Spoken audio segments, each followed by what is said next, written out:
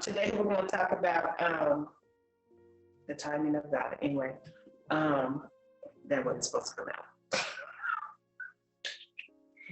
out. Taking the initiative to move beyond what you feel and see. And so this today, like I said, it's going to be a lot of dialogue. I'm going to ask some questions, interactive, that kind of thing. So first I wanted to ask you all, it's interactive. You're going to take math with anybody else. What is it that you see when it comes to your life? Right? What is it that you see when it comes to your life?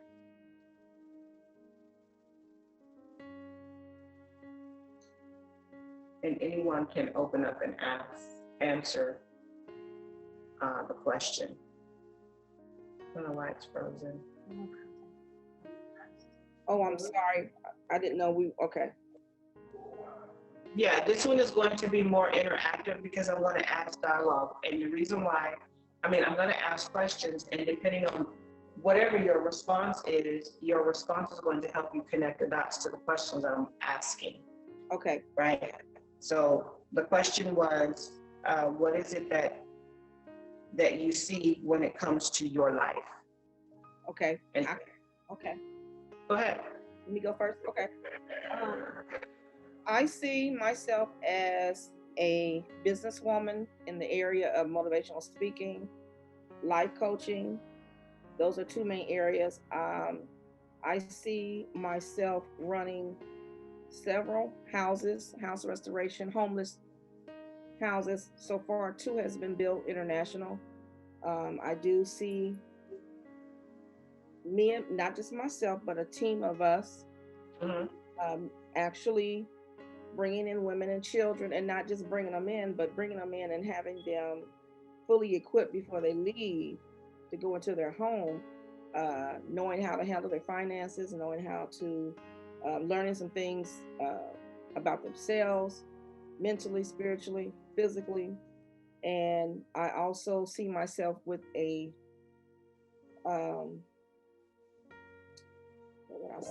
design business, something that I'm starting now. I see myself as an author. I've started on a book that haven't completed yet, hopefully by July. And several books. And just doing the things of God. You know, I'm going back to school. I registered at Regent University, so I'm working on my bachelor's in psychology. And just living the life that God has called me to live finally at my age. And I'm not depressed about it. I'm actually excited. I was at first because I dealt with the age thing. Oh, you're too old. You should have done this. You should have done this before now. I had a lot of goals that I should have completed, but I'm finally gotten it resolved in my spirit. You're not too old. As long as you got breath in your body, God's giving you instructions. Just keep going. And I see my prayer life increasing, and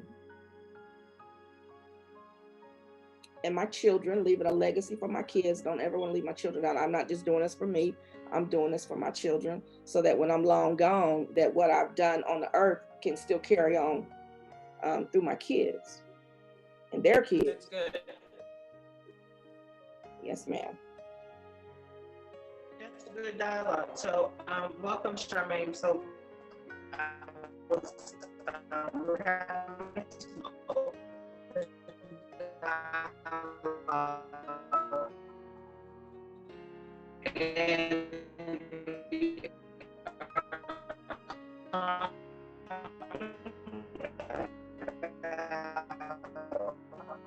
taking the initiative to move beyond what you see and feel. And so this is going to be very interactive. So if you're in a quiet place, you can come off mute because I'm going to be asking questions. And actually the first question that I asked is, what is it that you see when it comes to your life?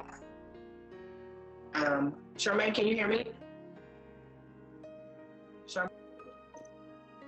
Yes, ma'am. Huh? Yes, ma'am. Okay, because Tanya was saying that she couldn't hear me. I think at first it was like muffled, like. Yeah, it's a connection. Anyway, so I'll ask the question. I do have an audience that's here, but I'm the only one that's on the camera. And so anyone, if you feel led to answer the question, you can.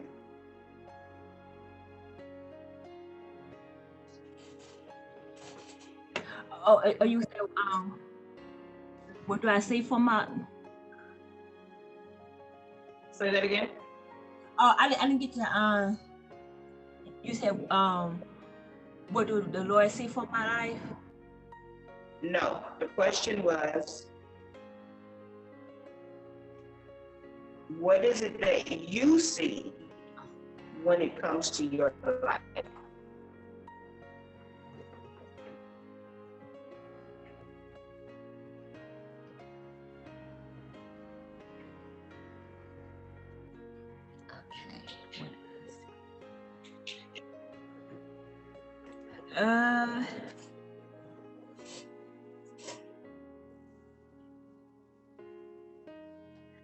For me, I see,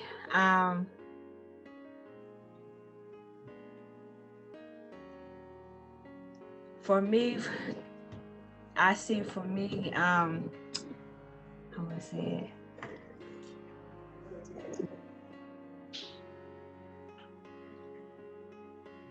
To have my own business, to be able to teach others, I'm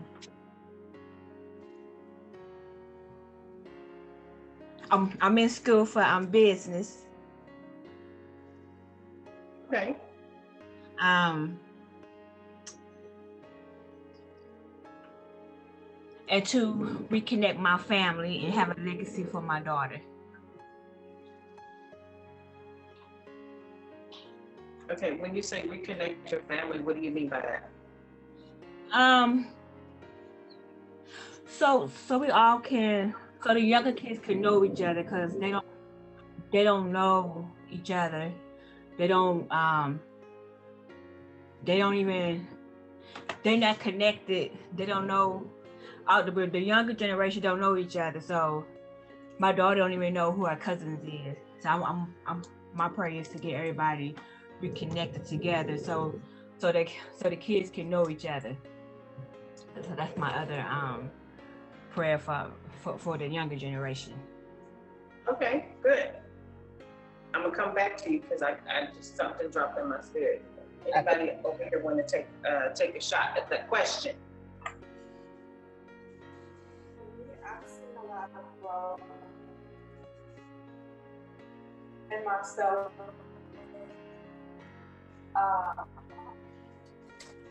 But I also see a lot of potential. There's still a lot of things I know God wants to do with me. But in His time, I'm just making sure I stay surrendered to that process. But as of today, I'm a student. I'm moving forward in school.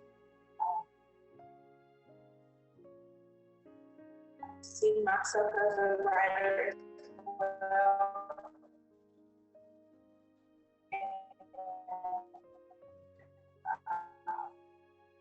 Yeah. I think for me, those are the two big things right now in my own personal life. Okay. Cool. Because you said it's of today, right? Right, as of today. Anybody else?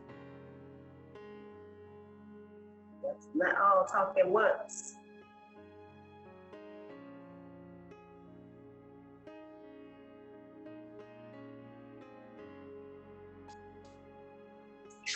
Okay, I guess we're going to speak. What is it that you see when it comes to your life? You want to go? Go ahead. I see That's not up that they have here. the writing piece, really, and really just still trying to wrap my arms around what God has with domestic violence, the nonprofit. Can you guys hear her? Okay. I heard. And while the vision's in my heart, I think I feel like it's so big, it's bigger than me, which it is bigger than me, but trying to get it going. But I've accepted it, and really trying to find allowing God to utilize the writing piece, and not just with providing social services for those that have experienced some form of abuse or trauma, but allowing it to be a place where they feel empowered by writing. A lot of people, and as we just, the point of just in this room, struggle, and I struggle with just even trying to write your own birth book, God giving you your book, putting it to writing. But the healing process of just that empowerment when you did fire it in some form of way. And allowing it to be a place where truth can be spoken and give them that sense of empowerment back, that power and authority to bring truth in it without it being under religious. So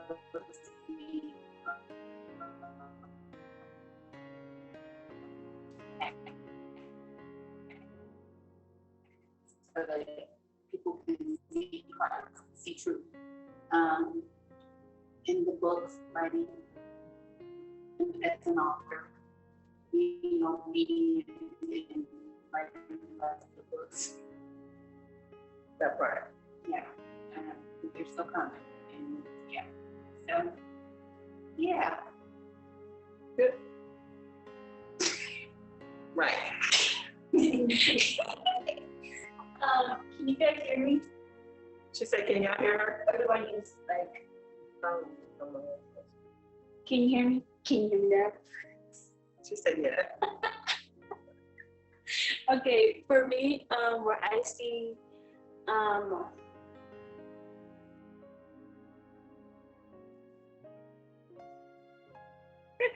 what I see for my life as it is now, I am in school. I'm getting my business degree. I do see myself as a businesswoman, and right now, in the form of like using YouTube as that platform and like treating that more as a business, and as a ministry at the same time, using that platform as a form of ministry at the same time. Now implementing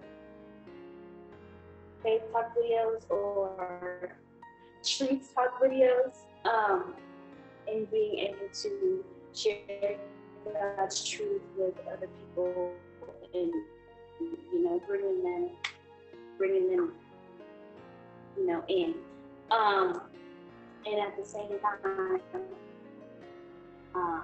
allowing that process to continue to grow me even more into the woman we need to take over. Yeah. Awesome. Welcome, Jennifer. Can you hear me?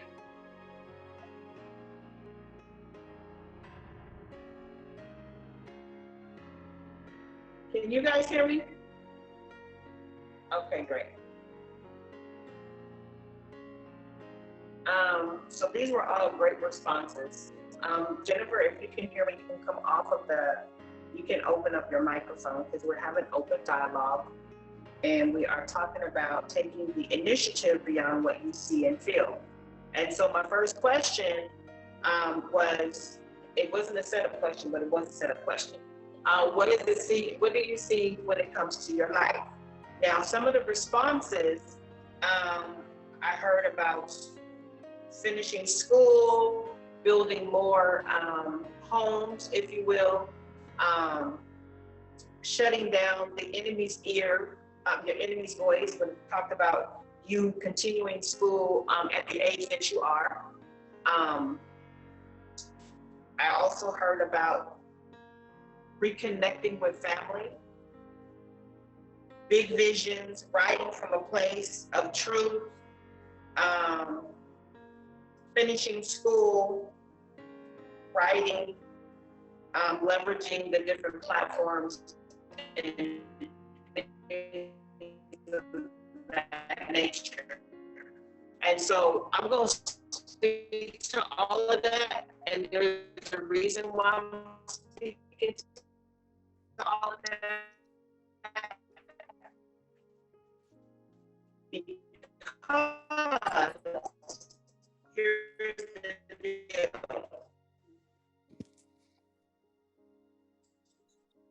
It's taking the initiative to go beyond what you see and feel, right? And so what you guys shared with me just now, you shared with me what does that look like when you take the initiative and it beyond, right, Charmaine? So when you talk about connector doesn't know some of the family members, can you hear me, Charmaine? So, have you thought about planning a family reunion? Yes? Okay. You can come off of mute. This is interactive. I only say to stay on mute if you got a lot of background noise. Because that was the first thing that I heard when you said connecting with family, and that's when I asked you, be specific of what you were saying when you talked about your daughter not knowing other family members and things like that. And so the immediate thing that I heard in the spirit was you organizing a family reunion. Yes, ma'am. So that, because that's what you see, that's what you feel, and because that's what you see and you feel, then it's up to you to take the initiative to execute, right, what you see and you feel. Does that make sense? Yes, ma'am. Okay, good. For you, Tanya, the whole thing with the school, if I heard you correctly, you had naysaying about because of your age, or you should have did that already, those kinds of things. Is that correct? Yes. Okay. I don't know if you know my story. I did not finish my bachelor's degree right out of high school. I went to community college out of high school. However, because of the life challenges and the things that I was exposed to life, I did not finish my bachelor's degree until 2010. That was just almost 11 years ago, because to be exact, it was November of 2010. Okay?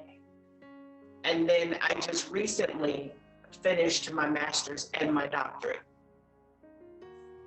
a little less than a year ago.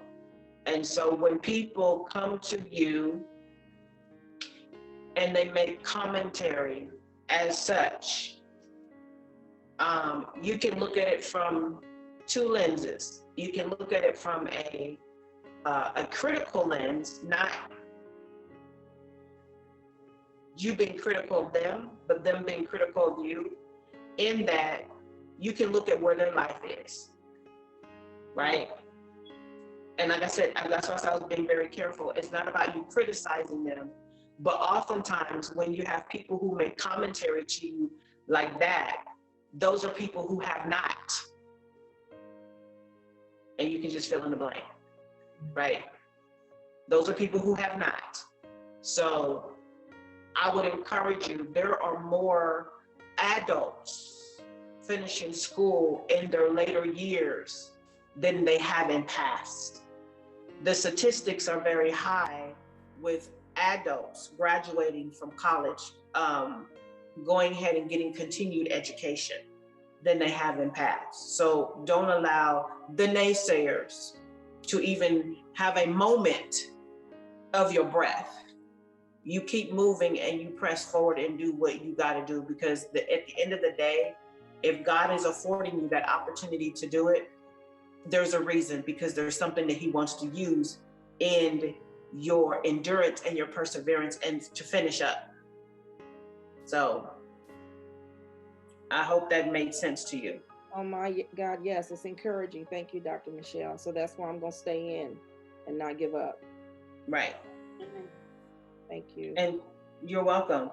And so for the big vision,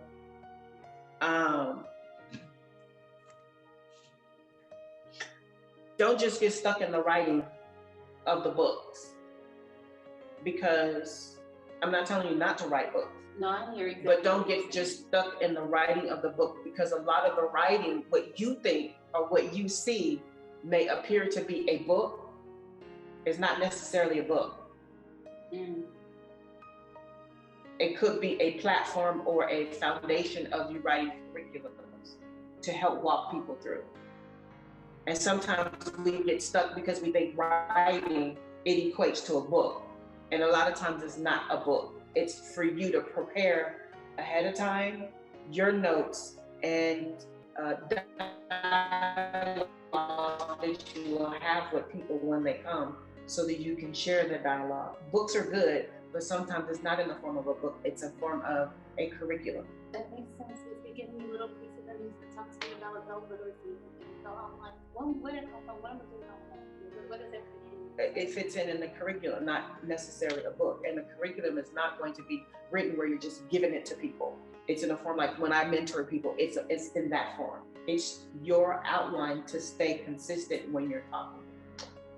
If that makes sense. Yeah, that makes sense. That part right there. I'm glad you said that. I didn't have to say that. And then, yes, the writing from a place of truth, that's piece. The writing from a place of truth, yes, that's your book, but it's also, and I'm not just talking to her because I hear other people on here. Yeah, Tanya, you and I already talked about that. The curriculums, because when you're writing a curriculum for the type of program that you're going to have, it has to come from a place of truth. It's not just some standard dialogue that you're going to be walking people through who have experienced domestic violence. You have to write the curriculum from a place of truth, because when you write it from a place of truth, you capture the audience much sooner. So there won't be a delay, because you won't have people sitting there like, why is she talking to me? And I don't even know if she really experienced that. You know what I'm saying? Whereas you speak it from a place of truth, you capture the person's attention right away. Being more. That's being more vulnerable, that V word. I'm gonna get a shirt, y'all, that say vulnerability will bless you real good. Anyway, yes. Value of vulnerability. Yes.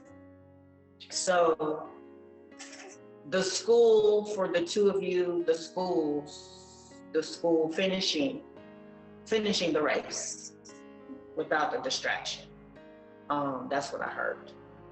Finishing the race without the distraction, because if you notice when I said because of life circumstances, I allowed the life circumstances to cause a delay, but at the same time everything happens for a reason. Yes.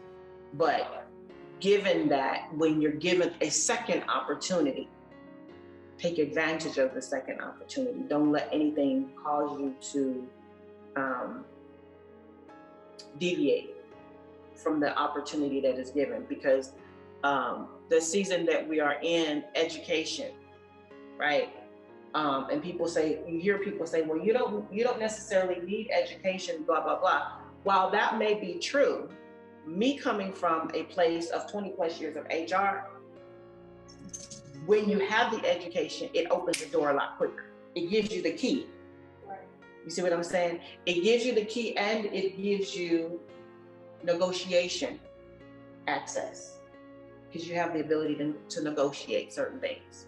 Whereas the person who doesn't have that piece of paper, it minimizes their ability to negotiate. Does that make sense? That's just because it opens up another door.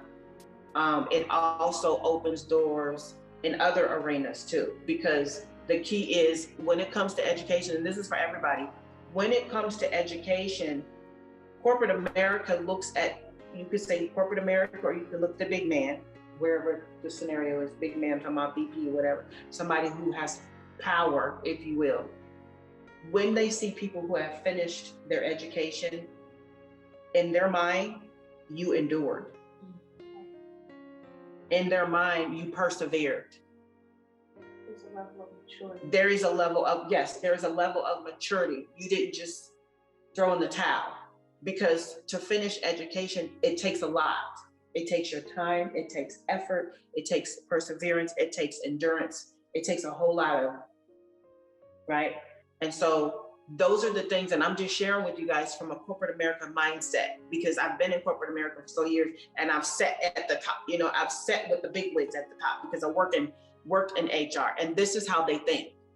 It's literally, that's how they think. Yes, and it takes discipline. And so if you have the opportunity, don't miss the opportunity. If you work, you have family, and you want to go to school, don't put too much on your plate. If God is saying go part-time instead of going full-time, because God will know what you can endure versus you yourself. You thinking, oh, I can handle all of this. But then when it's put on your plate, kind of goes back to when I said that the portion plate.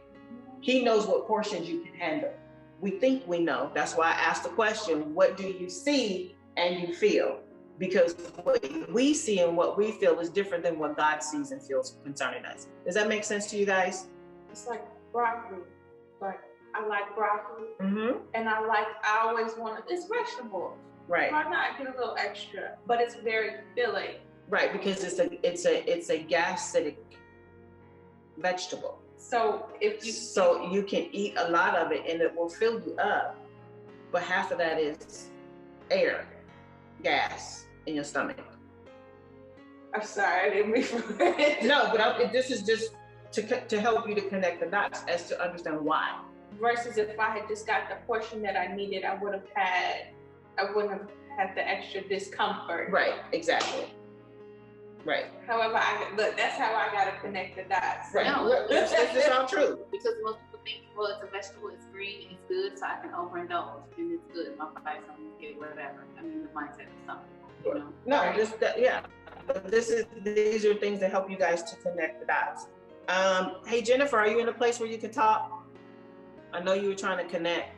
Yeah, I'm here. How are you? I'm glad that you joined us. I am well. How about you? I'm good.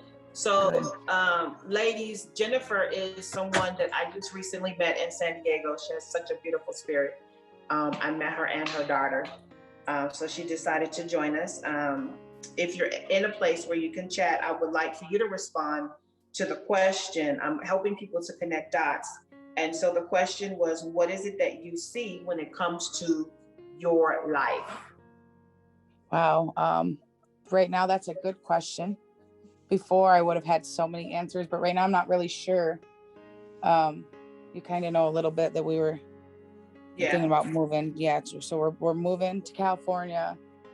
We are waiting, I guess, to kind of figure out what path to take to sell the house that we're in. So that way we have something for a down payment there. So it's actually possible. Okay. But as far as like me personally, I know I'm going to attend classes in August with Angela and you.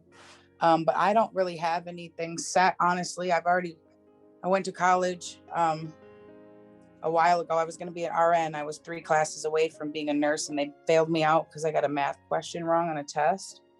So I really don't have direction after that. Like, it's kind of just been whatever God puts at my feet. Okay. Let me ask you this question. Is you being an RN, is that a passion that you have? It always was. I was a restaurant manager when I was young until I had Alizé in 2004. And then I kind of got led into like home care. I helped people die like with hospice for years.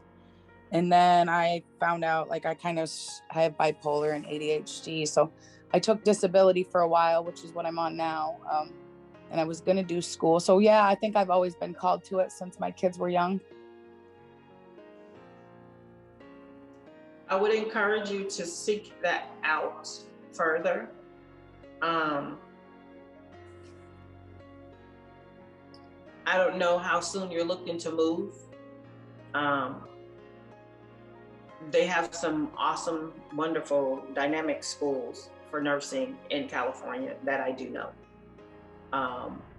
Yeah, it's not ruled off the table, I guess. Huh? I don't think I ruled it off the table, but I am like $60,000 in debt with student loans. I'm trying to get them off because I get this, I guess, disability every 5 years is reviewed. I'm going to try to get them removed. So maybe it will be an option. Okay. Anyway, the question is, what do you feel? And when I say, what do you feel, I'm speaking specifically regarding the questions that you just asked. And anyone can go first. Okay. I'll go first. Can you hear me? Yes, I can hear you. Okay. So I feel about what I saw, sometimes I feel anxious, feel nervous. And to me, it's kind of a good nervous. I think because I'm getting closer to some of the things that I've said. So I expect that. There was a time I felt overwhelmed, and that's what caused me to push back. So because there's different things on my plate, not that I'm all over the place. So there was a time I literally was all over the place, and I had to stop and, as we say, recalibrate. But the things that I've gotten resolved in my spirit, I've learned how do you say this? You said something the other day, not balance, but can't think of the word. When you have more than one thing and they're all are assignments to keep you from being overwhelmed. I can't think of the word, what you said the other day on the live. I don't know. That wasn't me. That was Holy Ghost. Because half of the stuff I said to y'all, it wasn't even in my notes. It was right on time for me that day. And well, it's coming together, put it that way. I've learned how. Okay. Hiya, Shayla. It's coming together. I've learned how to, I'll use the word balance. I've learned how to balance it within the structure that I'm in. Mm-hmm. And taking one day for this and taking another day. So how I feel about it, I'm excited. I'm literally zuberly excited. That's a word. Okay. So that's it. Okay, good. Excitement is good, especially when you have things like that on your plate. Makes you nervous, but when those things make you nervous, you have to find a rhythm to not a balance, but a rhythm, a harmony, a calibration to help you navigate and not stay in a place of nervousness, because sometimes nervousness can overwhelm you, where it will cause you to become muzzled. It can cause you to become stagnant too, because you become so overwhelmed with nervousness, right? You'll become paralyzed. So you gotta find a rhythm to, while the nervousness is good, that's a part of us moving, right? You gotta add some excitement to the nervousness. Does that make sense? Yes, it makes much sense. Okay, good. Thank you. Anybody else? What do you feel? So the responses that you just gave about what you see and feel in your life, what do you feel about it? Okay. For me, I feel. I see your beautiful face. I feel excited. I feel like this is what I'm supposed to be doing. Okay. Even if there are times where I feel like, I thought of one video today, I'm still like making a point in my intentions to get it out because there's someone else who needs to hear or see what I have for them. So That's good. That's good. Jennifer, you're going to go next? Yeah, I will, I guess. I think I am a majority of overwhelmed and stressed out. I have a lot of doubt, I think, I have had very hard time trusting people or trusting anyone or anything, let's say. And I'm trying to put like all my trust in God, because like this is kind of new for me. Like I've always believed in God. I was raised Catholic, little Baptist, got kicked out of the Baptist church because I asked too many questions. So it's kind of new to me.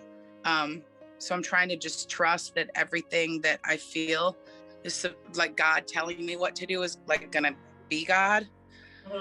So I guess I'm overwhelmed and maybe anxious and maybe a little bit, not really scared, but because my husband and I are strong, like we're a strong team. I've known him since we were 10. But I don't know. I'm just worried that I'm maybe worried. I don't know. It's a lot of all of that. So maybe overwhelmed. It makes sense. I'm excited though at the same time, because I'm like kind of displaced here in Michigan. Both of us are. Like we have family here, all of us, but over like the last year and a half, God has slowly removed them, unfortunately, like every one of them, my father, my mother, like we don't really have a relationship with very many people here at all. So he's removed them. So I feel like a lot of it's supposed to happen, but I just hope that I read it right. So I feel insecure maybe because I don't have no control. That's a whole nother conversation by itself.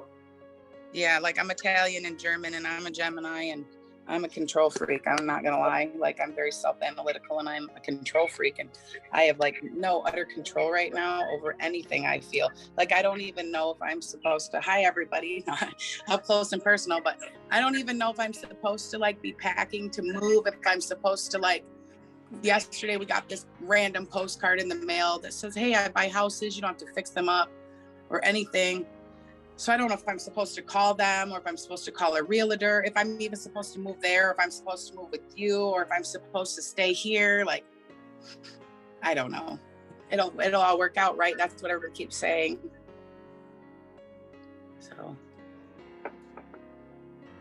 Can I just share with you what I heard in the spirit? Sure, absolutely. You went from being in control, where you feel like you're out of control right now. That's where the overwhelmness is coming from. Because you are literally in a season where God wants you to trust him. Yeah. I really feel that in my soul too. I really do, because if we actually sat and talked in like everything that has led up to this, like I feel like there's a purpose for something that's coming. I don't know, Angela says I'm a seer. I've had dreams that come true since I was like 10. And to me, like the pandemic is scary, but it's not over. Like I've had dreams of way worse sickness than what we have.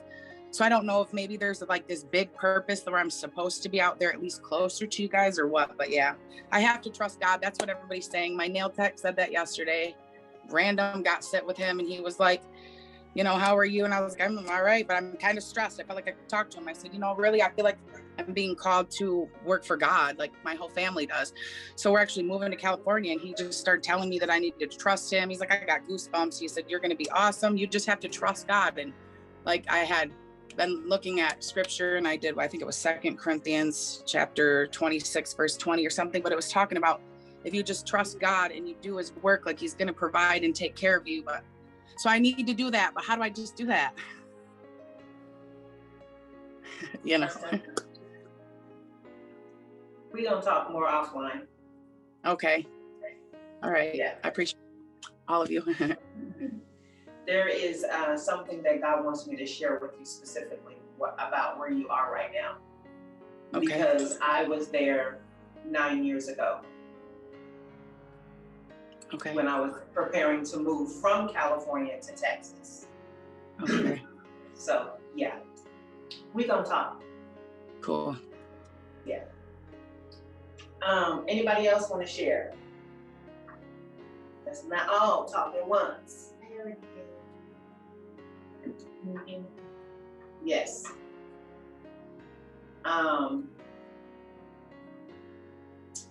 You kind of tied in the way you guys responded to your question, to the question. Actually, you responded to the next question that I had, which was why. The why do you see or feel that way, right? And so these things we got to understand And you're probably asking yourself, well, what does these questions have to do with the topic of taking the initiative to move beyond what you see and feel? Because a lot of times what we see and feel, we get stuck with just what we see. And we get stuck with what we feel. Like, for an example, Jennifer was saying that, oh, she's feeling overwhelmed, she doesn't know what to do. And so if I didn't know any better, then I would say, oh, so you're stuck. But because I know better, she's not stuck. She just needs some navigation. Does that make sense? Yeah. So those are the things that we have to be mindful of.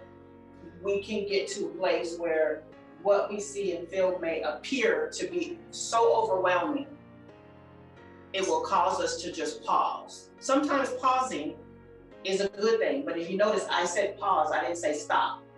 Right. Because there's a difference between a pause and a stop. A stop is just you stop all movement.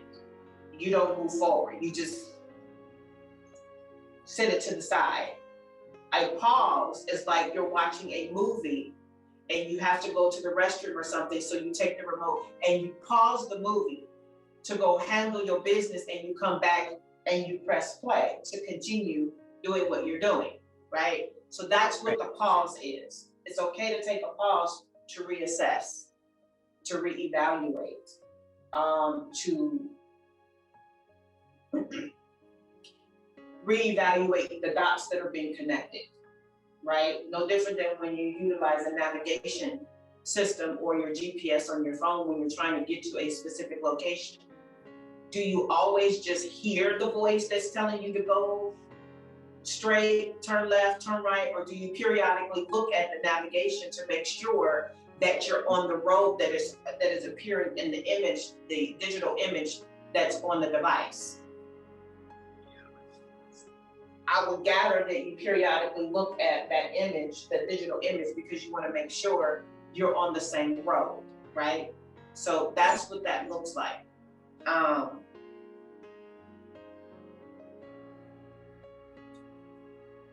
The other question that I want to ask is very vital to you taking the initiative to move past what you see and or feel, which is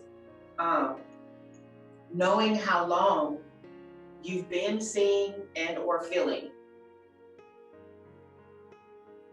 Knowing how long, because it plays a part in where you are and where you need to be. Yes, because sometimes we will see things and we'll hear things or feel things for a very long time, and we won't do nothing with it. Right. Can you elaborate on that? An example, you knew that you had to write a book, and it's set for 6.5 years. You knew you needed to do something with it, right? That's an example you saw the book long ago, but because it was overwhelming, because it was something that was personal, something that you had to release, something that was a part of you, you were not yet ready. You were not yet ready to release it. So you had to go back and reassess and reevaluate. And in some cases, reassess and reevaluate multiple times until you got to the place where you had to then take the initiative to move past what you saw and or felt. So the pause but the moving forward is every time I would start writing or whatever, which is the latter part. Right. Okay. Yes.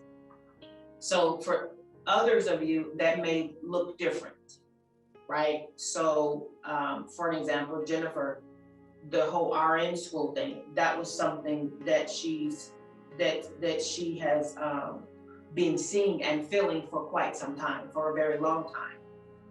But she's on a pause right now. I didn't say she stopped, I said she's on a pause. Right. Because as soon as she said about the RN, I literally saw you, Jennifer, that is a form of ministry for you. Ministering, healing to the people who are sick. And it's not to say that they're deathly ill, or even if they were on their deathbed, God is going to use you to minister to those people in a unique way. Not your typical I'm gonna come with a Bible and I'm gonna sit on the side of the bed and I'm gonna drill these scriptures in you, right? There's a passion and a compassion that only God placed down inside of you. And it's interesting, I hear you, Lord. It's a passion that's inside of you that you can't even put words to. So when people start asking you questions, if you share with them about your passion about becoming an RN, and they start asking you specific dialogue, you actually literally start jumbling over your words, or you'll just kind of shake it off because you don't have the words to describe what you feel on the inside about that. Right. Yeah. That's because God placed that inside of you. And when it is time, when somebody does ask you a question, when it is time, his time, you're going to release it. And the words are going to come out of your mouth for you to describe exactly what God is going to call you to do in terms of you being an RN. And it's going to blow their minds. It's going to blow your mind first because it's going to come out. You're going to hear it come out your mouth, but you can't stop it from coming out of your mouth. But it's going to blow the minds of those who are asking the questions, because it's going to be a response that will be no other. It's not going to be your typical RN response, if that makes sense. Right. Okay. Yeah. So that's what I say. It's in his time. He is setting things up on your behalf. So this whole thing, this season that you're in right now, it is literally you trusting him, because this is a faith walk. Ain't it? That's what I just told Brandon, my husband, last night. Like, I think this is a big test to see if we actually trust him. Yep. Yeah, I'm going with it. I'm just struggling. I've been fasting for 6 days though, so I'll get breakthrough, I'm sure. Oh yeah, you will. Amen. Yeah. I have a question. Yes. Is it possible that those pauses or delays or blockers can be also become when we begin to share something prematurely because of God moving us prophetically and someone doesn't understand or can't discern? Absolutely. I've done that. I've been a victim of my own sharing, if that makes sense. No. A victim of my own sharing. So her question was, when I mentioned the pause, not a good pause, but a bad pause, where you keep pausing. Sometimes it is a result of us sharing too much or sharing things prematurely with other people. And especially if it's something, like she said, if it's going to be a prophetic thrusting that only God can do, that man cannot do, a thrusting where only God can open the door and man cannot open the door, right? And if we share it prematurely with the wrong people, it could potentially cause a pause. Did y'all understand that? Wow, No.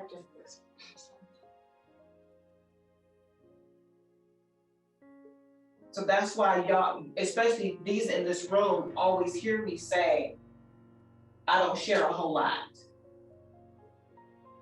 We get excited about what we're doing sometimes, and we say, hey, because you just want to share, because you're excited. Right. But just because you are excited about a thing doesn't mean that you necessarily share it. And if you are led to share, you have to be careful of the ears that you're lending. Mm-hmm. Does that make sense? Does that make sense to you guys? I'll give you an example. It's not to beat up on you. The whole lipstick, the lip gloss thing. You know what I'm talking about. When you took it. Yeah. Those are things that you don't share prematurely. And I understand you were excited, but those are things that you have to really protect. You understand what I'm saying? Especially if it involves your future. Mm-hmm. Your future. Whether it's school, birthing a business, birthing a book, launching a business, a ministry, whatever the scenario may be. Like for you, Jennifer, I already knew because you and I were sharing, you shared with me prior to this setting, because I've been praying for you. But to just share it openly, you know what I'm saying, with other people who don't understand God's trajectory for your life. that would be a place where you would not say a whole lot. I'm saying this to say that. I'm saying all this to say this. I understand I made a mistake when I was preparing, my husband and I preparing to move from California to Texas. I was excited, right? I was overly excited. However, I caused some unnecessary warfare for myself and sharing it with the wrong people. Right. And so the people were in my ear, they were bringing discouragement, all of the kind of foolishness, right? And it caused me to shift from an overwhelmedness of happiness to an overwhelmedness of sadness and then doubt. Right. Because then the doubt was really strong. And I started doubting what God told me what he was going to do. And so what it ended up doing, it prolonged us moving. What would have taken a few months, even though I didn't have a job lined up here or any of that, God said, don't worry about it, just move in faith. What could have taken a couple months, it took a couple years. Right? So we have to be very careful to whom we're sharing, because some people, they may appear to have your back, but they could be PREYING against you. Yeah. And it has nothing to do with you. It could be their own inability to achieve something. Or understand what God's doing because he didn't give them the credit. Right. So just, be mindful of those things, because it could block your initiative to move forward. Just by simple things, by sharing, and then you get stuck, and then you wonder why, okay, God, you're telling me to do this. I'm doing all of these things. Why am I stuck? And it could be simple as that, because we shared something with the wrong people and they didn't really have our best interests at heart spiritually. It's sad to say that, but y'all know it's true. Yeah. It is so true.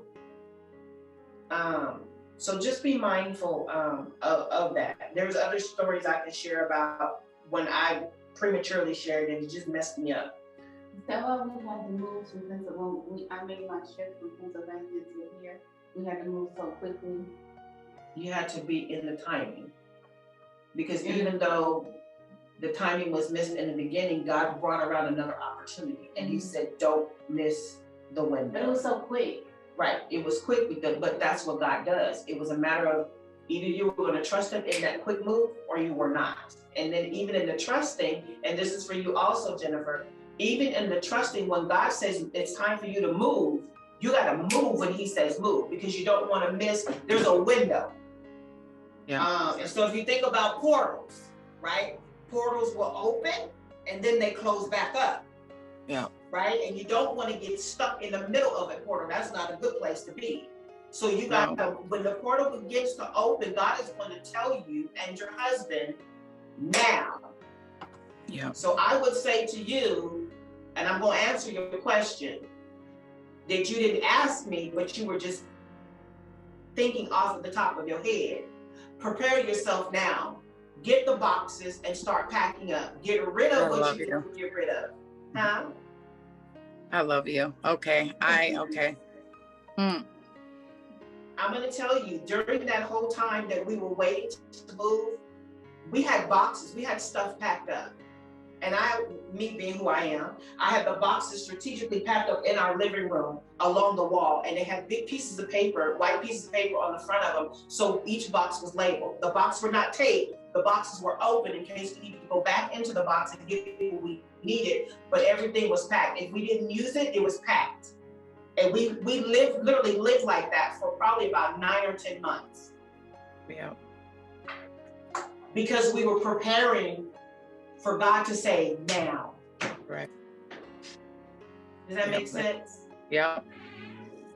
Yeah. Because you're now trusted. You're in the hands of God. You're waiting for him to open up that door, make that connection, or whatever the scenario is. And so it's you taking the initiative beyond what you see and feel. Right. Yeah. So that's what that looks like. So when it was time for us to go, when God said now, We went and got the truck. We put all the stuff in the storage. The other stuff, like I shipped my clothes. I shipped some of my children's stuff, and we put the stuff in the storage. We packed up my car. My husband left his car at his mother's house, and we drove across the country. We got here. Me and the boys stayed with my mother for a couple of months. My husband had to fly back because he was waiting on his transfer to take place. And then he got to a place because he was going to stay back in California for 3 months, and he was like, I can't do this. I can't leave my family. Y'all here and I'm there, you know. And so I began to pray. I said, Lord, you bring on the transfer papers. Whoever's desk is sitting on, I need you to move them papers. Right. And so we moved here in March of 2012. May 1st, we had keys to our own place. Now, keep in mind, I did not have a job when I moved here. I got a job 5 days after I moved here, making the same salary that I was making in California. Nice. So I had applied for unemployment. I didn't even need the unemployment because it was literally like, we got here on a Saturday. I ended up having an interview on a Monday. They made the offer on a Wednesday, and I started the following week. Just quick. It was the timing of God. And so just to share with you, Jennifer, when we were getting ready to leave, God said to me, he said, are you going to trust me and step out on faith? And I told my husband what the Lord said. And he said, pick a date. I was like, what? He said, pick a date. So I picked a date. I wrote my 1-month resignation on my job. Didn't know anything. All I knew was I was going to come here and lay in my mama's house, me and my children. We went from comfort to discomfort for a moment, but it was the timing of God. It was literally the timing of God. So I say that to you to be encouraged because it's the timing of God. He is stretching your faith and he's wanting you to trust him on a whole nother level. Yep. Hey, Jadera, how are you? And so having said that, why do you feel, you guys answer the question, why do you feel that way? How long have you been seeing and or feeling this? And I know just kind of going around the room and sharing that. And so here's the other thing that I want to ask you. This is a really thought-provoking question for everybody, for every single person in the room. Do you believe you will move past it? If no, why not? And if yes, how? Amen. I will, absolutely. And I believe so because I feel that I always have. Like I said, my husband and I are a good team, so I'm sure we will. And I'm growing in my faith way a lot. So I definitely am just going to trust, because that's what everybody keeps saying, just trusting, because it's going to be. And you definitely answered what I was actually sitting here thinking is like, what do I do? Do I pack now? And that's what him and I have been contemplating, and that's what we're going to do. So I absolutely believe that this will be overcame. And I'm not sure if I'll be an RN for sure, but I definitely know that something's moving and shifting. So I just have to trust it. I hear that you're not only going to be just an RN, not just an RN, there's other things that God is going to do. And even though what happened, God is going to breathe on your situation so that once you move and get situated, there's going to be opportunities for you to enlist in programs that are going to afford you to go back and finish.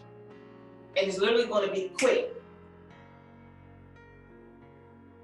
Credits are going to transfer, all of those other things. So you will be in a place where you will be able to finish what you started. Yes, I hear you, Father. Yeah. You were going to school there in Detroit, right? I was going in actually Cadillac. You're talking to me. You were talking to me, right? Yes. Yeah. I was going in Cadillac.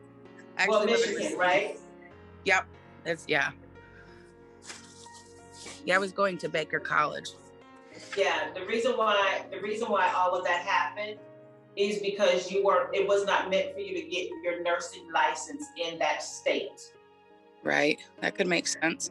The school I went to was hard. Like everybody else could have like a 75, 74. We had to have like an 84, and our grading scale was like slightly higher. Like there was 155 people that tested for that, and they only took 24 of us. It was very, very academically demanding and challenging. And then, like I said, it wasn't that I even failed a class. It was that I failed, I missed literally one math question on a 10 question. But it has nothing to do with that.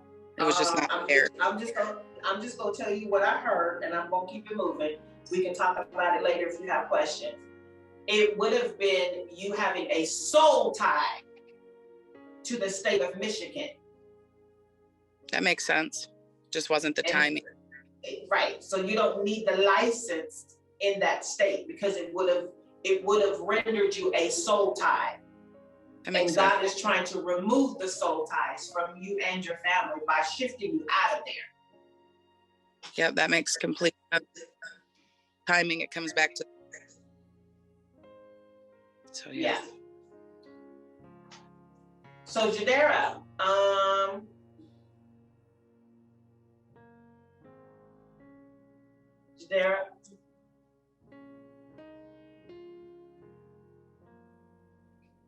can you hear me? Yes, ma'am.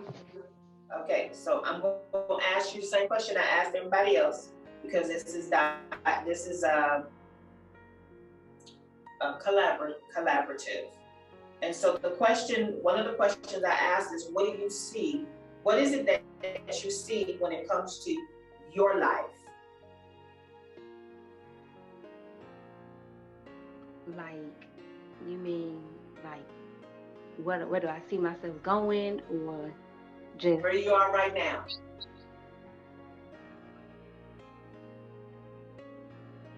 It could be related to business, your job, family, spiritually, educationally, all of that. Where does Jadera, what is it that Jadera sees when it comes to her life? I'm at a four-way stop sign. I can either I'm at a four-way stop sign? Yes, ma'am. Mm-hmm. I can either go straight and keep doing what I'm doing and nothing changes, or I could go right and lean on God and let Him be my anchor, or I could go to the left and destroy myself, or I could just stand still and don't move. I like that analogy. I really do.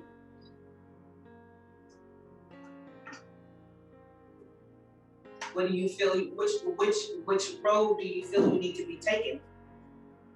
I need to be taking the right one. Like, I need to go ahead and veer right. But you know, it's kind of hard when you got other things in your way that's stopping you from seeing your full potential, or stopping you from being what God has called you to be, or naysayers in your ear saying, "Oh, you can't do that. It's you can't do that." I'm gonna tell you the same thing that I told Tanya. She had naysayers in her ears about her returning to school to finish her education, and she's older. And her naysayers were saying, "Oh, girl, you should have done that a long time ago," et cetera, et cetera. So the naysayer could sound like that. The naysayer could sound various ways. And actually, I'm hearing is one of your naysayers is saying, "Girl, why you want to do something like that?"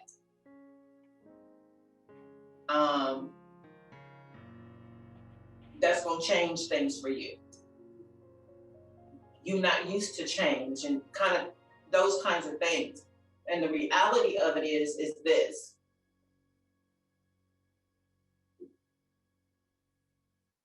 When God has something in front of you, it doesn't matter how big it is, or it doesn't matter how the enemy may make it appear to be small. When you know without a shadow of a doubt it's something that God placed in front of you for your good, for your betterment, for you to have a better future, for you to become solid in your walk with him, you have to take the initiative to move past what you see and or what you feel, and in your case, what you hear. Because here's the reality, and this is for everybody, there's always going to be naysayers. That's a given. There's always going to be naysayers. If you think about when you read the story about Jesus himself, did he not have many naysayers? And they were in his own camp. They were his family members, so on and so forth. You're going to have naysayers because sometimes people want to just see you stay stuck where you are. Other times, people are intimidated by the mere fact that you have this initiative, right? This goal, whatever you want to call it, to move past where you are. And so what happens is, oftentimes, when you take the initiative to move past where you are, what happens? You leave people behind. Family, friends, enemies, that old place, that place where you grew up at, that old house, that old car, that old job. You guys get what I'm saying? When God has placed something big before you, you may not see the entire picture. He ain't gonna show you the entire picture. Because oftentimes when he shows us the entire picture, we sabotage. Let's be truthful. We sabotage the very thing that we had a desire for, but because we couldn't be still long enough to wait on God to shift, or seek him for direction, or go get wise counsel from someone who can hear what God is saying concerning your life, we sabotage our own life. We sabotage our businesses, the potential of having a business. We sabotage all of these kinds of things. And we can sabotage it, but like I said, speaking prematurely, sharing things with people we should not be sharing them with, not planning. And then the ultimate thing is not having belief. That's why I asked one of the questions about your belief. If we don't believe what God is saying concerning our lives, then we're not gonna move. We're gonna be like Jadera said, we're gonna be right there at one of the four of the intersection. You gotta make a choice. You're gonna go straight, you're gonna go left, you're gonna go right, or you're just gonna sit still. And if you have times when you sit still, what happens? You get ran over. Because there's people behind you that are moving and you in their way. So I hope that makes sense to you guys. We have to take the initiative to move past. I don't know who this is for, but I'm going to release it. You also have to take the initiative to move past your pain. Whoever that was for, I heard it and I released it. So move past your pain, move past your hurt. Because if you don't move past your pain and your hurt, and even move past, oh God, Jesus, you got to even move past the mistakes that you've made in the past. Because what happens is when we get stuck in a place where we've made a mistake, we've all made mistakes, all of us, every single one of us. And we will continue to make mistakes. Why? Because none of us are perfect. Right? The Bible says he will perfect those things that concern us, which means we're less than perfect. Right? So we're going to make mistakes. The key is you learn from the mistake that you made and you keep moving forward. Take the initiative to learn from what you just screwed up, messed up, opened your mouth prematurely, did something prematurely, made a mistake, made a wrong choice, whatever it is, because God is a God who is a redeemer, right? God is a God of a second chance. Now, let me say this, and I said this to the ladies on the call this morning about grace. There is a difference between grace and mercy, right? He said, my grace is sufficient. That means it's for that time. However, he said, my mercy endures forever. Here's the key. You don't want your grace to run out, and then you're just relying on his mercy. Because his mercy may come across where it may cost you something that you didn't normally think it was going to cost you. It may cost you even more discomfort. It may cost you some pain. It may cost you something that you're trying to hold on to. I hope this is making sense. This is all relevant to taking the initiative to move past what you see and or feel. So I heard it, I released it. Move past your pain, move past your hurt, and move past the fact that you've made some poor decisions. From the poor decisions that you've made, ask God for a strategy so that you don't make those decisions again. Does that make sense to you guys? Yes, no, you need some clarity? No, it does to me. Huh?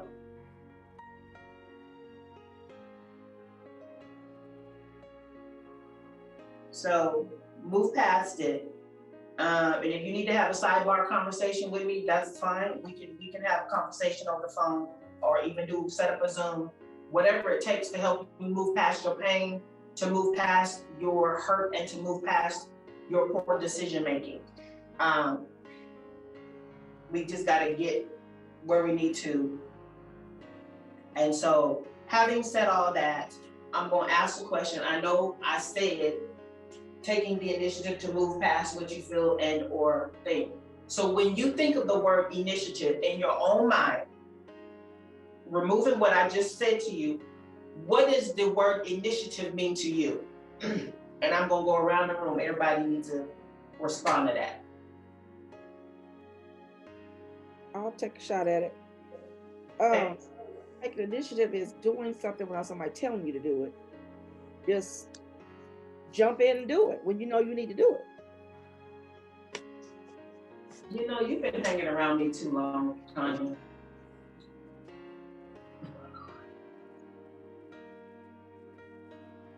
Anybody? Who's next? I feel like Go ahead. Go ahead, Jennifer.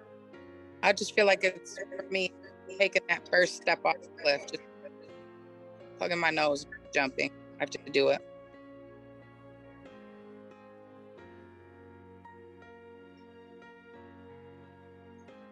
Actually, I saw you with eagle wings.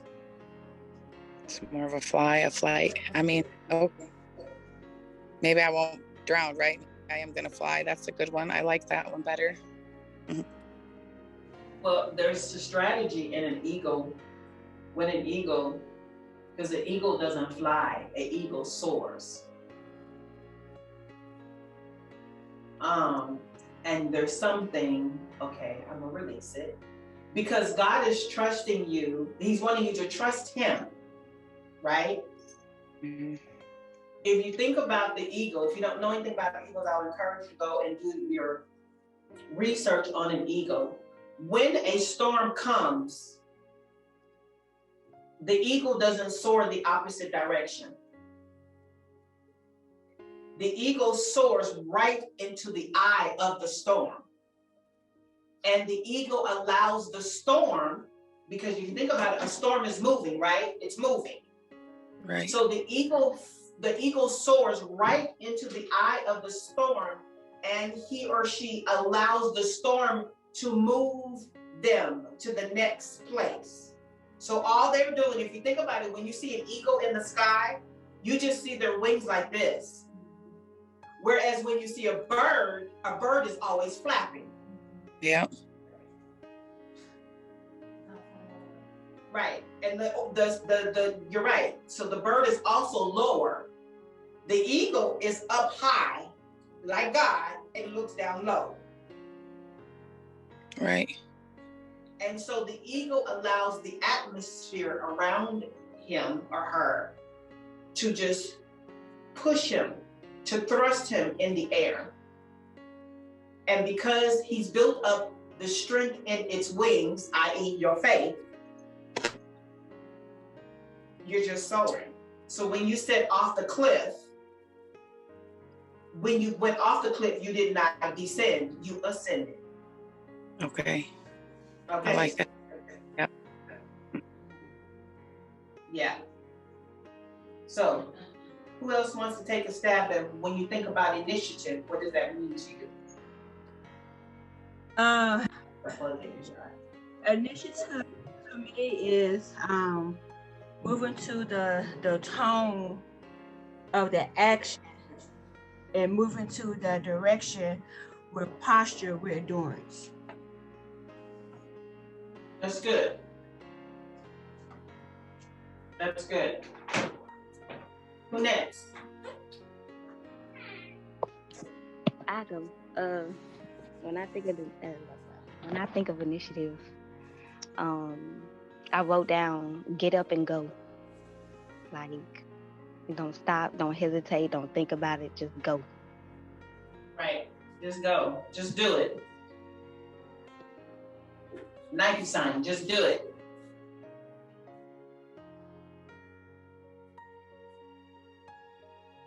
For me, the first thing that dropped in my spirit was, here I am, like, I'll be the one.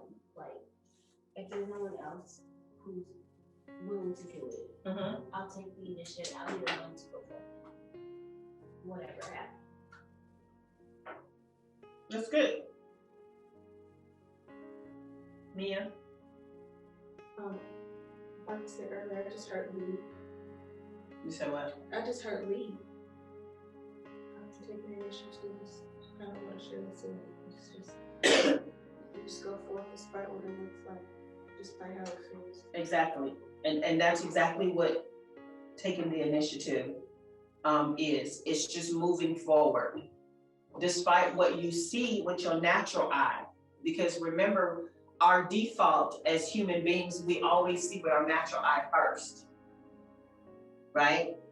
And oftentimes we don't press past what we see naturally to shift to see what we see in the spirit. Because depending on what we see in the natural will 9 times out of 10, especially if it's something God is breathing on and it's extremely big, it's huge, it's beyond your natural comprehension, you freeze, right? You freeze. And you start having these conversations with yourself. Well, this is kind of big. I don't know how I'm going to do this. I don't know where I'm going to get the money from. I don't know where I'm going to get the resources from. All these, you know what I'm saying? This is real. All these questions come up in our mind, and we don't shut those conversations down like it tells us to do in 2 Corinthians 10:5. Casting down vain imaginations that exalt itself against the knowledge and the power of God. We don't do that. When God has already shown us the plan, even though we don't know the plan from A to Z, He's already given us a glimpse. He's given us enough to test our faith. If we're going to move forward, take the initiative to move forward, or we're going to stay stuck, right? And so when we hear taking the initiative, and I know for a fact that when you hear that word from this day forward, you're going to look at it differently. And there's a reason, because it is, you were just given an impartation to look at the word initiative differently, right? So that initiative is for you to really reflect, and then reflect again and say, okay, God, is this you? Because He's going to speak to you in the way He knows you understand Him. And especially like when it comes to something big, like for you, Jennifer, the whole move thing. Excuse me, even like when you shared with me when we were messaging each other. I heard it then, and I think I shared it with you. It's time for you to go. It's time for you to shift. Because there's something bigger that's waiting on you, and there's something bigger that's waiting on your family. So I don't think, and I don't believe it was coincidental. I don't like to use the word coincidence, but anyway, I believe that connection with Apostle Angela, with myself, I believe that the connection was all God to help you get to where you need to get, to give you the words of encouragement, to give you that push, you know what I mean, that you need to help hold you accountable. Yeah. And sometimes people think that, well, it's difficult for a person to hold me accountable when they're in another state and they're not close to me. That's a lie from the pit of hell. Right. It's the posture that you take to receive the accountability, right? Because you're in a season now, you need the navigation. You and your husband, you guys need somebody to help navigate you through the ins and out of this season that's unfamiliar to you. Yeah. And so I don't think it's strange. I always say the timing of God when he connects people, because he uses people to fulfill the plan, the purpose that he has for us in the earth. Yeah. Right? So I think it's all purposeful.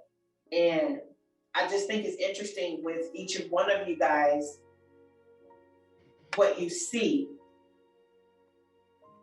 on your life. But here's the thing, and I'm about to bust all of y'all bubble. Y'all only share just a percentage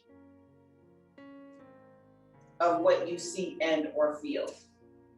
There's so much more to y'all response that you didn't dive deep enough to find out the extra. Why? Because some of you guys were afraid of what you saw because it was very big. And you couldn't wrap your head around what he showed you in the moment for you to respond to that question. So instead of you, and no, it wasn't premature, it wouldn't have been prematurely sharing.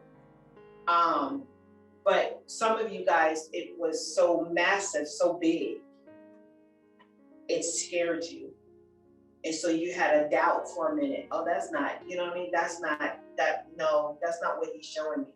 And so what you did, you skipped over what you saw and you went to the next thing.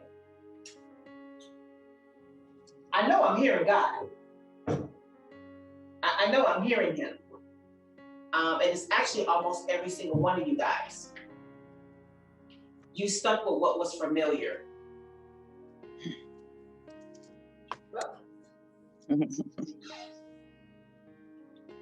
Is that safe to say yes? Y'all stuck with what was familiar. Because what he showed you was much bigger than school. Much bigger than the family reunion. Much bigger than being at the four-way stop. Much bigger than you relocating from Michigan to California. Bigger than the books. Bigger than finishing the school. Leveraging the media and stuff. It was bigger than that. And you couldn't wrap your mind around it because he showed it to you so quick. Because you're busy trying to respond to the question. And he showed it to you so quick, you didn't pause to reflect on what he showed you. You stuck with what you saw and what you felt. Right? How many can be honest today? Right. Me. Yeah. Yep. Me too. That's why this was titled taking the initiative to move past what, and the key was what you see and what you feel. Because when you begin to see supernaturally, it's not you seeing, it's God.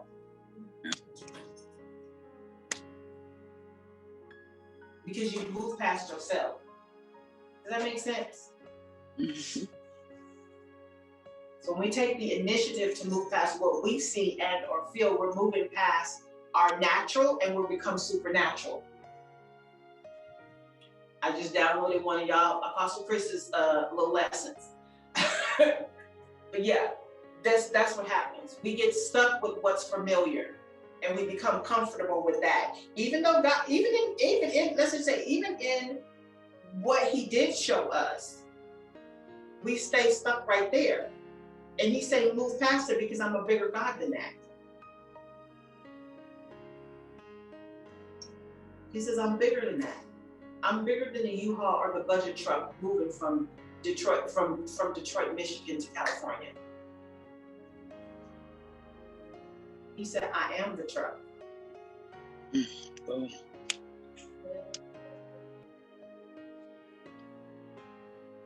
He said, I am the school.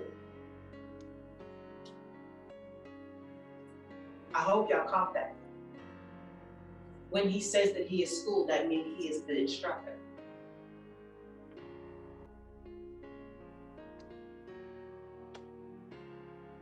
If you don't know, if you don't remember anything else, but remember this, and there's a saying, it goes around and the saying is true, people miss it. When the students are testing, the teacher is not present or the teacher is quiet. What does that mean?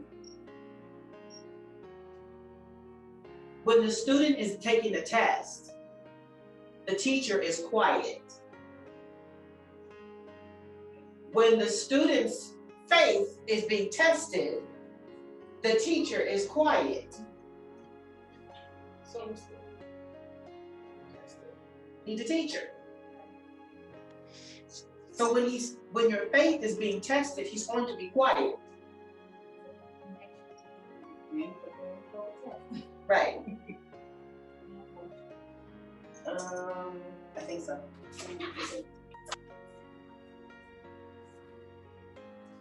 Did that help y'all? So when you're in the middle of an exam and or tests, preparing to relocate, preparing to go back to school, when you're in the fork of the road is what they call it. When you are preparing to do a family reunion, preparing to finish a book or write a curriculum, your faith is being tested. Will you endure? Will you persevere? Will you have long suffering despite what you may be challenged with? Or will you be quick to throw in the towel? Because remember, when you're in the middle of being tested with your faith, God is not always going to speak to you. Why? Because he's already given you what you needed in that moment. So you have to take what he's given to you, take the initiative, what he's given to you to move past what you see and or what you feel.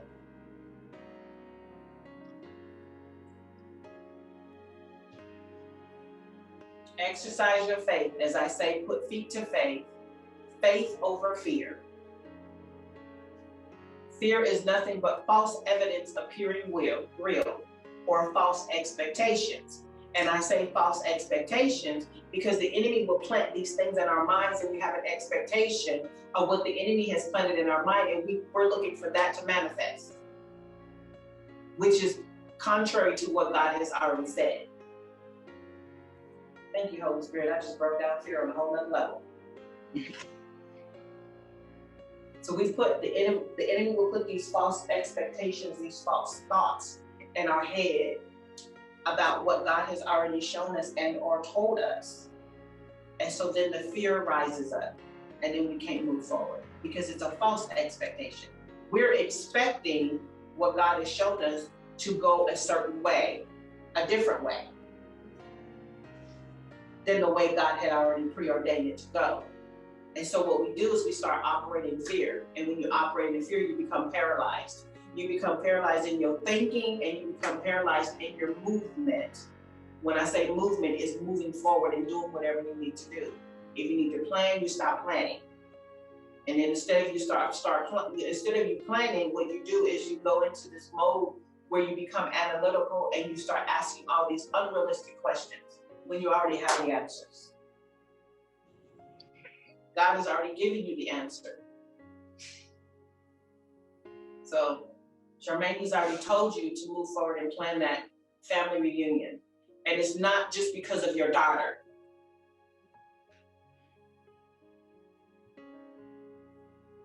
He's using that as a vehicle, but it's not just because of your daughter.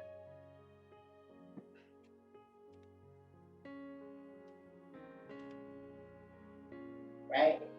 There's something inside about the connection that God is going to do in you and through you concerning your family, because they're still looking at you with a particular lens.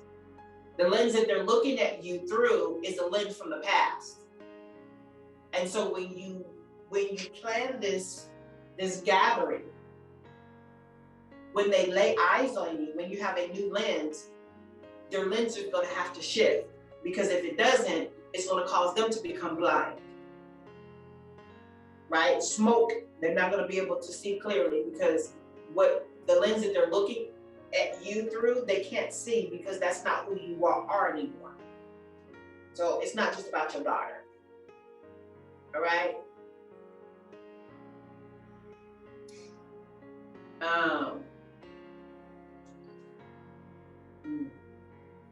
Tanya, put your schedule together.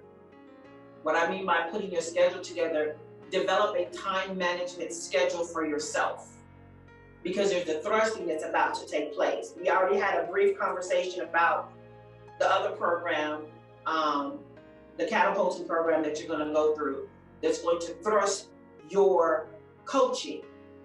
But you have to be ready, because once you go through the catapulting, it's literally going to push you.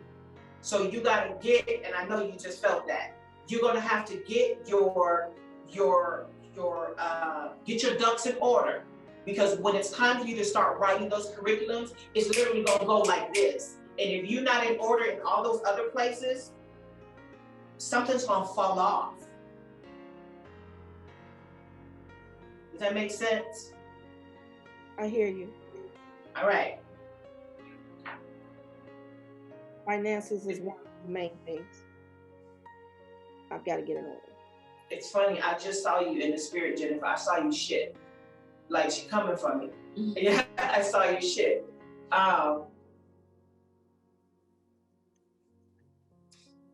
Do you have a black and white composition book?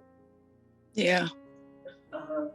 Okay, you need to get that book, and you need to start putting dates on the pages from this day forward. Planning your relocation. What you can't write down, God is going to give you to write down. And you hold on to that composition book like you hold on to your phone and your wallet. Okay? Because he's going to give you literally your plan of action. Some things you'll be able to share with your husband as a family, and then there's going to be things that you're not to share, because it's only going to be pertaining to you. Okay? So get that composition book out and keep it handy, because he's going to literally be writing. You're going to be writing your whole plan. The navigation that you've been asking God for, he's getting ready to download it. Okay. Yeah, he's getting ready to download it. Jadari, you already said you need to go write. You know what that write is going to look like, and your fear is. Can you hear me, Jadari?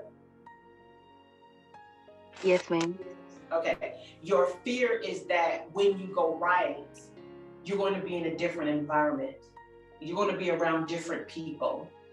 And it's going to be even more uncomfortable than you are right now. The good thing is you've been embracing this discomfort, because you know it's for your betterment. But when you turn right, you know that right, when you put your signal on to turn right, you know when you begin to proceed down that right Yes, God. That right road, there's no turning back. Hey, thank you, Lord. Everything that you have desired in the last 3 years, you have not said it audibly. These are things that are personal to you. God is going to give to you. And most of it is not going to come from a place of familiarity. You know what I'm talking. You said you know what I'm talking about. So, yeah. You have to step out in faith. The help that you've been waiting for, the help is now. You know what that means. You have the help. You have the wise counsel. You have the support that's going to stand with you, push you, walk with you. Now it's up to you to make that right turn.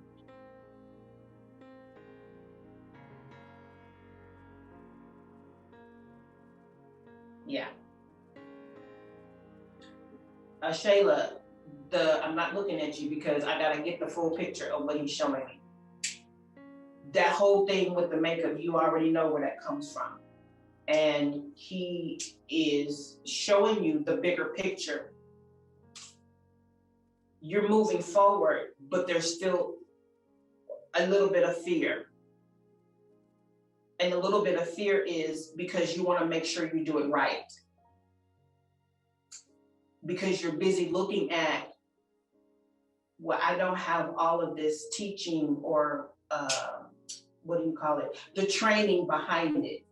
He said, I'm going to give you the training as you go along, but you still have to trust me. Because he said, you don't need all of what you think you need.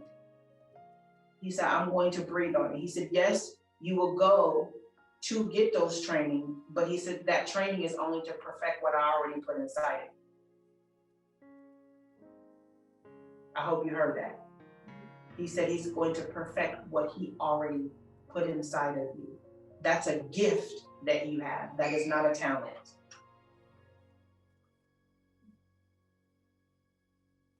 I hope you guys know the difference between a gift and a talent.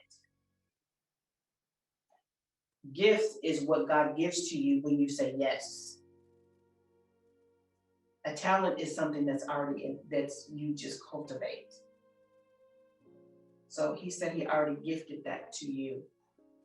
Stay the course. And he's gonna take care of that other situation too. Mia, this is a season where God has given you a second chance with school.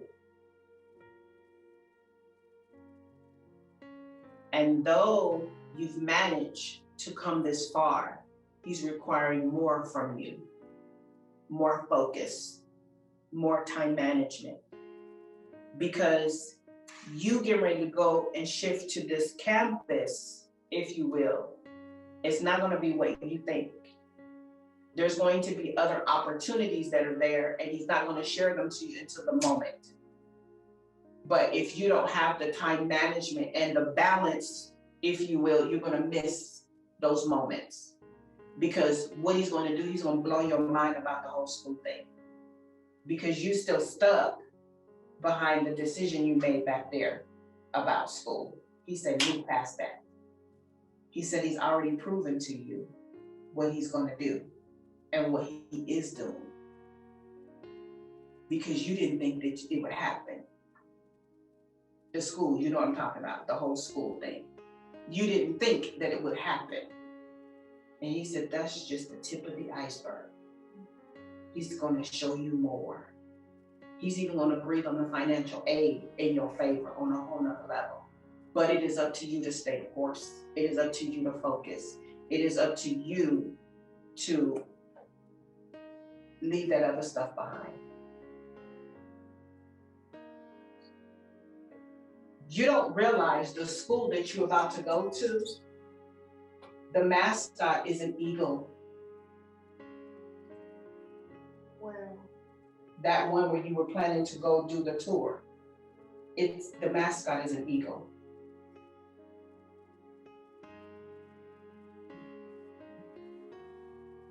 Where you told me you were going to go today. Yeah. Yeah, the mascot is an eagle. And the significance of the logo is green, which means go, which means healing, which means a wealthy place when it comes to your education.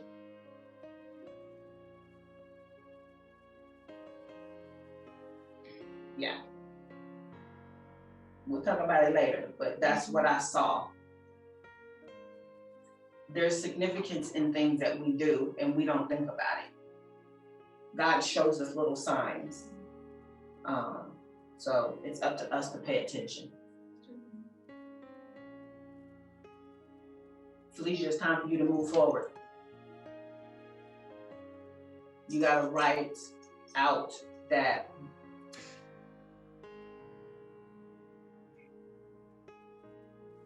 it's the curriculum, but it's also a business plan that you gotta write out. And the business plan is not necessarily for everybody to see, it's just for you to have it so that you understand what the alignment is supposed to look like for Two Beloved. So that writing and stuff that you thought was a book, not necessarily a book, it's curriculums that you're setting aside. And you're setting aside ahead of time. Because your obedience in setting those curriculum, and there's 3 different ones. The curriculums that you are setting aside, once you get to the 3rd one, the people will come.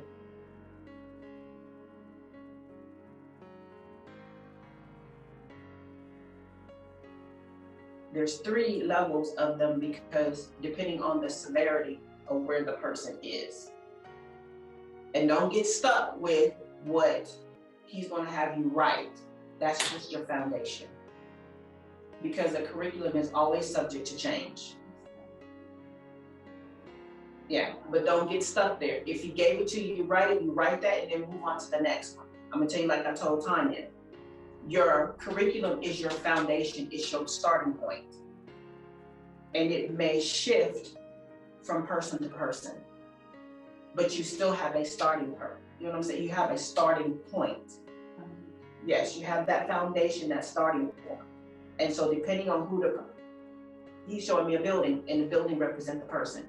Depending on what that building looks like,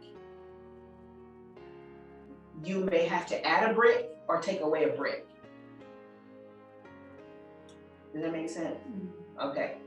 So, but in all of it, regarding all of you guys, taking the initiative to move past what you see in your natural eye or what you feel is very imperative in this season.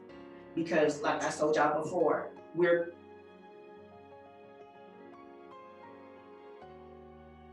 I was going to say, but it was like the Lord said no, because it speaks to what Jennifer said. We're somewhat coming out of this pandemic, and I said somewhat because something else is coming. That something else is coming is not to cause us to be afraid. That's why he said you have to take the initiative to move past what you see and or what you feel, because we have to be prepared. In the body of Christ, we have to be prepared. And so whatever that looks like for each of you, taking the initiative to move past what you see with your natural eye and move past what you feel physically is going to determine where you go, right? It's going to determine how quickly God is going to respond to you.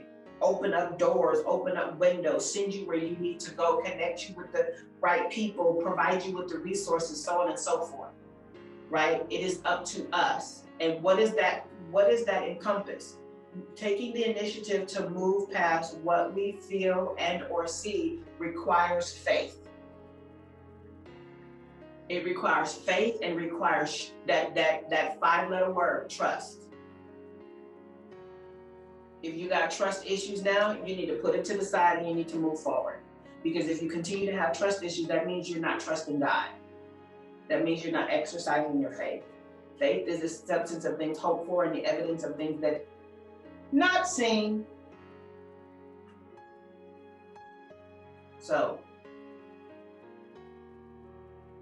taking the initiative to move past what you see and or feel. Amen. Does anybody have any questions?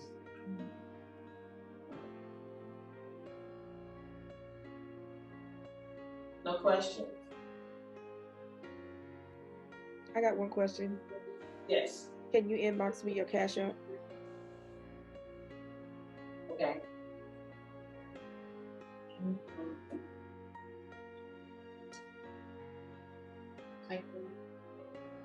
It's Pass the Baton, PASSTHE, B as in boy, ATON.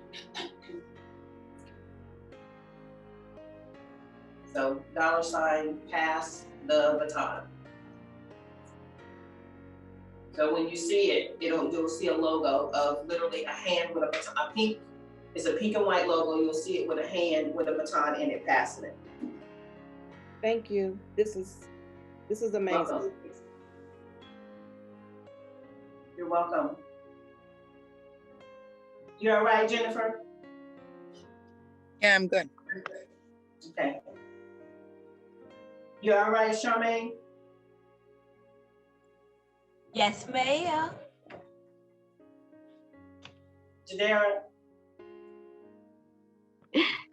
Yes, ma'am, I'm good. Okay. Y'all good over here? Good in the hood, as I say. Anyway, that's all I have. I felt the lift, and now it's time to shift. That's my new thing. The Lord told me that. When you feel the lift, it's time to shift. But anyway, I thank you guys for taking up spending some time with me. I really appreciate it. It means a lot to me. This is something that I do every second Saturday. I was doing it here. I don't know what happened to the ladies that are usually come that are locally, but it is what it is. I will be shifting next month. I will be in my house, in my office. So, but we will resume this. I would just say to you, because the link changes each month, and I do that for security reasons. If you are interested, when you see the flyer, what did she say? Thank you. Amen. So when you see the flyer, go on to social media. Y'all know the drill. Just send the email, access granted, please. Because you're basically saying, can I have access? I have not heard the Lord tell me to just open it up where just post the Zoom link, because some people don't mean they don't mean well. You know what I mean? And it's to minimize the trollism.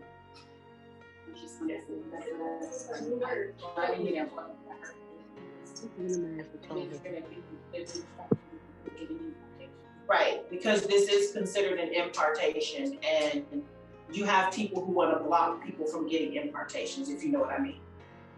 And so, until the Lord tells me it's going to be an request for access granted.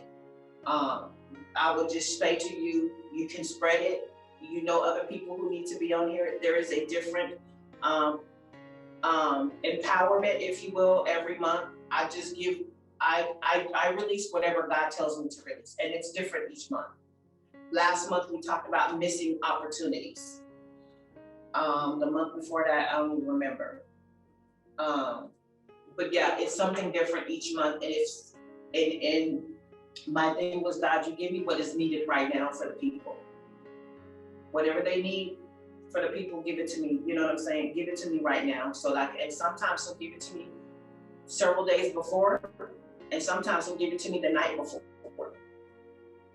And so I just have to posture myself and take the initiative to press in to hear what he has to say. Last month we talked about missed opportunities. The month before that, we talked about using your voice. The month of February, we talked about the importance of staying connected. And then in January, we talked about moving forward. So those sessions in the past were not recorded. The one last month was recorded. So if you want it, just let me know. You can just text and or inbox me to let me know, and I'll forward it to you. And if you're not connected with me on YouTube, I do have other teachings on YouTube that are similar to this that will actually minister to you in wherever place that you are. I can send you guys the link to my YouTube page, and I'm adding additional teachings on there as the Lord drops them in my spirit. All righty. If you guys don't have any other questions, I'm going to release y'all to the rest of your day. I pray that you have a blessed day, an abundance day, and that you will let the word initiative resonate in your spirit more frequently. All right. I love you guys.